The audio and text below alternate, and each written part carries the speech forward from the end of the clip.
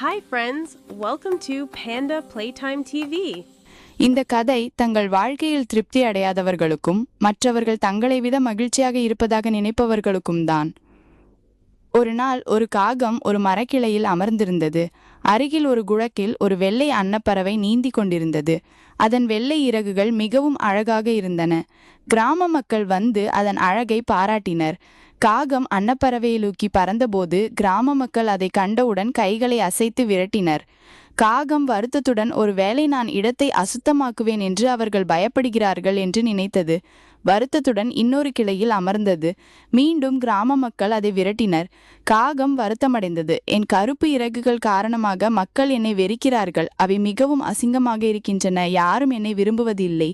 அன்னப்பறவையைப் போல எனக்கு வெள்ளை இறகுகள் இருந்தால் நானும் மகிழ்ச்சியாக இருப்பேன் என்று நினைத்தது. மனம் கனக்க காகம் கிராமத்தை விட்டு பறந்து ஒரு அடர்ந்த காட்டுக்குள் சென்றது. ஒரு மரக்கிளையில் அமர்ந்து அழ ஆரம்பித்தது. அதை கண்ட ஒரு வயதான காகம், ஏன் இவ்வளவு சோகமாக இருக்கிறாய் குட்டி என்று கேட்டது.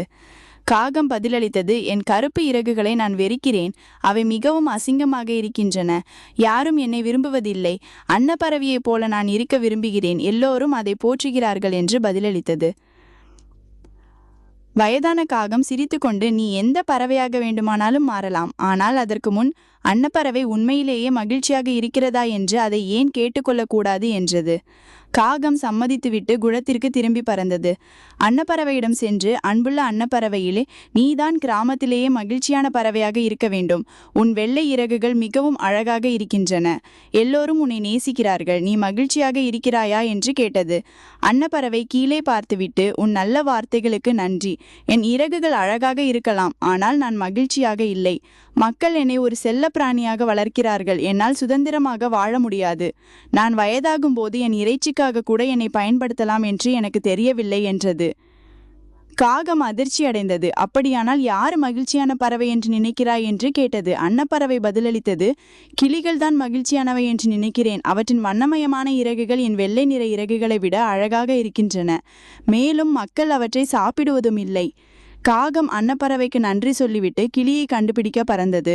சிறிது நேரம் தேடிய பிறகு ஒரு மலைக்கிளையில் அமர்ந்திருந்த ஒரு கிளியை கண்டது. காகம், கிளியே, உன் வண்ணமயமான இறகுகள் மிகவும் அழகாக இருக்கின்றன. நீதான் மகிழ்ச்சியான பறவையாக இருக்க வேண்டும் என்றது.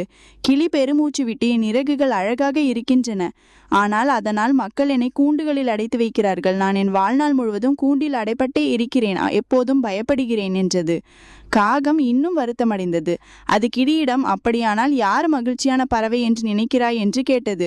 கிளி பதிலளித்தது, மயில்தான் மகிழ்ச்சியான பறவையாக இருக்க வேண்டும். மக்கள் அதன் அழகான இறகுகளை போற்றுகிறார்கள். மேலும் அதற்கு பெரிய கூண்டில் வாழ இடம் தருகிறார்கள் என்றது. காகம் ஒரு மயிலை சந்திக்க ஒரு மிருக காட்சி சாலைக்கு பறந்தது. மயில் அதன் வண்ணமயமான இறகுகளை விரித்து காட்ட பல பார்வையாளர்கள் அதை பாராட்டினர். காகம், மயிலே, நீ மிகவும் அழகாக இருக்கிறாய். உன் இறகுகள் ஆச்சரியமாக இருக்கின்றன. நீதான் உலகின் மகிழ்ச்சியான பறவையாக இருக்க வேண்டும் என்று கேட்டது. மயில் காகத்தை பார்த்து, இல்லை என் நண்பனே, நான் மகிழ்ச்சியாக இல்லை. மக்களின் இறகுகளை எடுத்து விரிக்கிறார்கள். அவற்றை பறிக்கும் போது அது வேதனையாக இருக்கிறது. இது மீண்டும் மீண்டும் நடக்கிறது. உன்னை போல என்னால் சுதந்திரமாக வாழ முடிந்தால் நன்றாக இருக்கும் என்றது. இதை கேட்ட காகம் ஆச்சரியமடைந்தது. அது தனது சுதந்திரத்தை சாதாரணமாக எடுத்துக்கொண்டிருக்கிறது என்பதை உணர்ந்தது. அது மயிலுக்கு நன்றி சொல்லிவிட்டு வயதான காகத்திடம் திரும்பி பறந்தது. அது, நான் வேறு யாரும் இருக்க விரும்பவில்லை. நான் இப்போது ஒரு காகமாக இருப்பதில் மகிழ்ச்சி என்று கூறியது.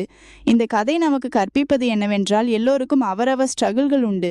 நம்மை மற்றவர்களுடன் ஒப்பிட்டு பார்ப்பது நம்மை மகிழ்ச்சியற்றவர்களாக மட்டுமே ஆக்குகிறது. அதற்கு பதிலாக நாம் வைத்திருப்பதற்கு நாம் கனமரவமாக இருக்க வேண்டும். நினைவில் வைத்துக் கொள்ளுங்கள், நீங்கள் தனித்துவமானவர். உங்களை விட மேலான பதிப்பாக யாரும் இருக்க முடியாது. இது போல மேலும் கதைகளுக்கு மறக்காம சேனலை லைக் அண்ட் சப்ஸ்கிரைப் பண்ணுங்க.